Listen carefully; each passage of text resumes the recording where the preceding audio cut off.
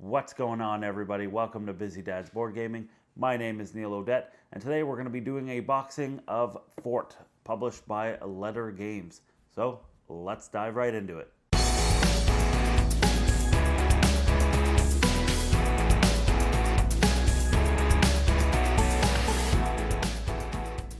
Taking a look at the front of the box, it looks like we might be playing some children that are in charge of our own fort. You see the name that's kind of built out of scrap wood and other materials, so tire, what appears to be maybe a clock, and some rope.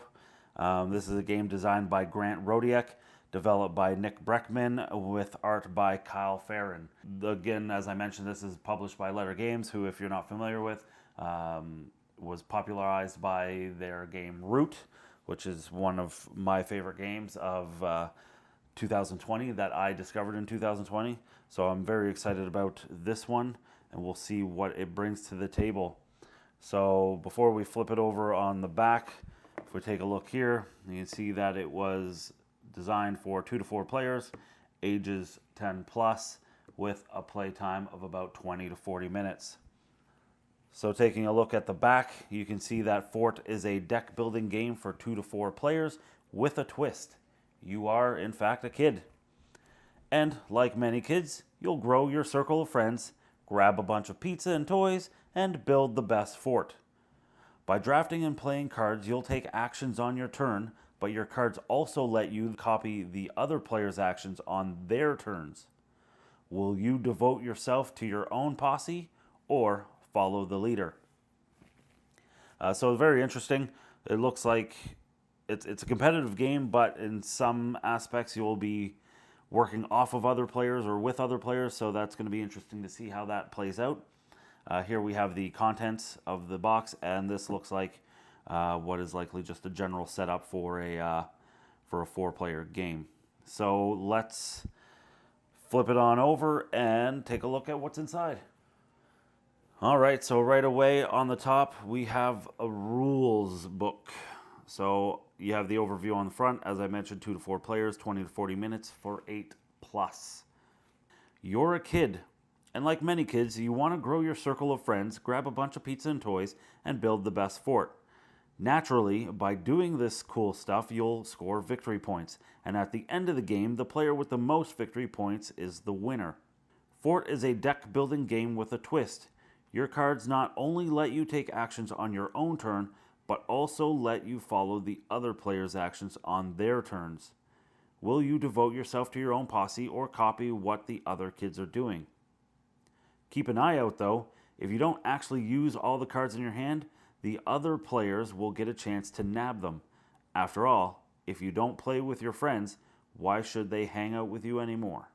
So that's pretty interesting. We'll take a look inside the rulebook and see what it's all about. Here we have the basic setup, 11 steps with an advanced setup that allows you to draft your cards instead of drawing them. So if you're not familiar, when you draw your cards, you just draw them from the deck, whereas when you draft them, everybody takes a certain amount of cards in their hand. You take 1 or 2 or however many the rules dictate, and then you pass them to the player to your left. And then they take a certain amount of cards, and then that carries on until you have your hand of, in this case, 8 cards. So on this page, it looks like we have a setup for 2 players, example setup. And then we talk about the card anatomy. So if you're familiar with Letter Games, they did a game called Root. And in Root, part of that game was heavily dependent on the suit of the card.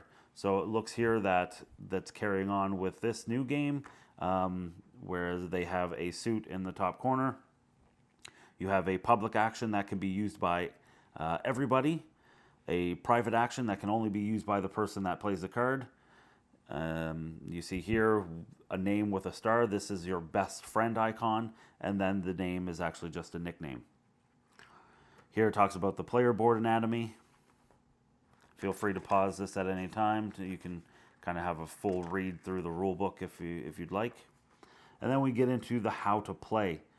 So it takes place over 5 phases: cleanup, play, recruit, discard, and then draw. And then obviously it will go into each phase in more detail, providing you examples of how each of them play out. Phase 3, recruit. Phase 4, discard. And then phase 5, draw. Okay, and this game wouldn't, of course, be called Fort unless you were actually building a fort. So you do have a fort level that goes up to level 5, and that's kind of actually one of the ways that you end the game. So to end the game, the end of the game triggers in one of these 3 ways. Any player has 25 or more victory points on the victory track. Any player reaches fort level 5, or the park deck is empty. So a couple ways to end the game, and then obviously the way to win the game is have the most victory points, which just kind of breaks down here how to score points. Gives you a bit of an example.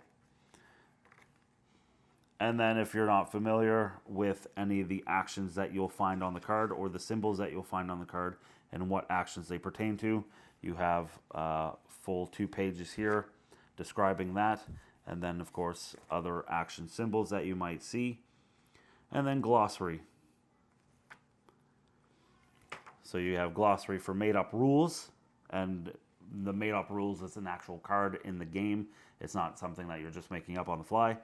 And then on the back, you have perks that you can also get through the game. But that's pretty much it. That is the rule book. 16 pages. Took me about 10 minutes or so to read. Not bad overall.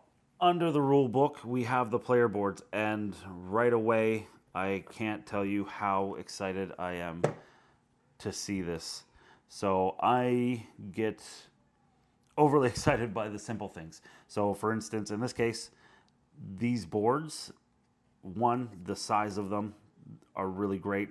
2, I love cutouts like this. I am very particular in where everything gets placed on the board, and the fact that they have cutouts that let you know exactly where to place, and it kind of holds the pieces into place.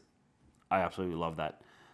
As I mentioned in the rule book, they have a breakdown of what the board is made up of. But here you have your fort level, you have your stuff, which you can get pizza and toys. You have your backpack, a lookout, and then you have the actual turn summary that lets you know exactly what to do on each turn. And then talks about your best friends depending on which player you choose. So this is the red player with their best friends being Blades and Zip.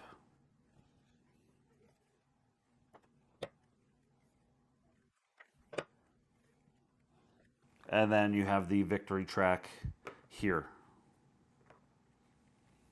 with the 25, obviously red to signify one of the end game triggers. All right, here it looks like we probably have some reference guides. So you got 4 reference guides, 1 for each player. Talks about the suits, things, modifiers, and actions.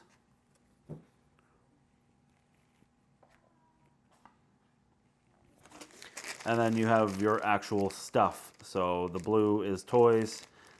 Then you have pizza. And then you have actual markers depending on the player color you choose for, I believe, your fort, leveling up your fort. So I could be wrong about that, but that's it there. Nice wooden tokens. Pretty much what you would expect. And then we get into the cards. So again, as I mentioned, we have made up rules and as well as perks. So these pink background ones, I believe, are made up rules. Yep, which they are. I'll just go through those one by one. You can pause the video at any time to kind of take a look if you so choose.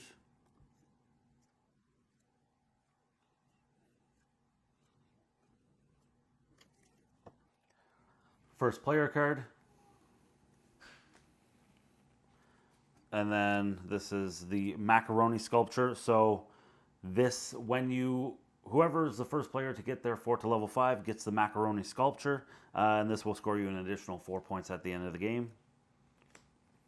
And then you have perks. So again, I'll go through these one by one. feel free to pause the video and have a read if you so choose.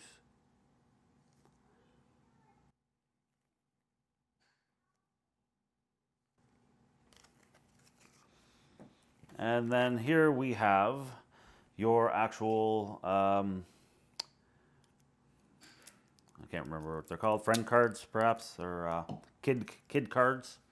Let's take a look at those.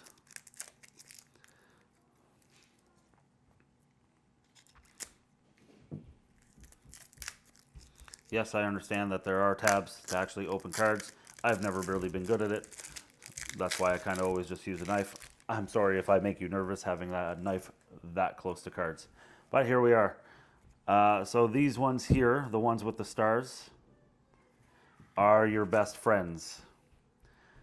And so the way these work out, I'll just show you a little bit here. The top left corner gives the actual suit, with the coin being a suit of each, or a wild card, more or less. So you have a squirt gun, a shovel, a skateboard, and some glue. And then at the top, you have public actions that everybody will be able to take at the table if they choose to.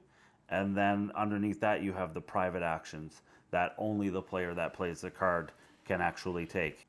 Here we have the rest of the cards that are separated by suits. So we have the green ones are the squirt bottles, or the squirt guns. We have glue bottles, which are orange. We have a couple that are designated just specifically to use for their suits. Crowns are teal. Books, blue. Skateboards, we have are red. And then lastly, we have shovels, which are yellow. But that is pretty much everything that comes in the box. If you have any comments or questions, please feel free to leave them in the comments section below. Go ahead and hit that subscribe button and like this video, as well as share it with a buddy or two, as it goes a long way in helping the channel grow. Lastly, as always, you can find me on Instagram, Facebook, and Twitter, Busy Dad's Board Gaming. But until next time, thanks for watching and happy gaming.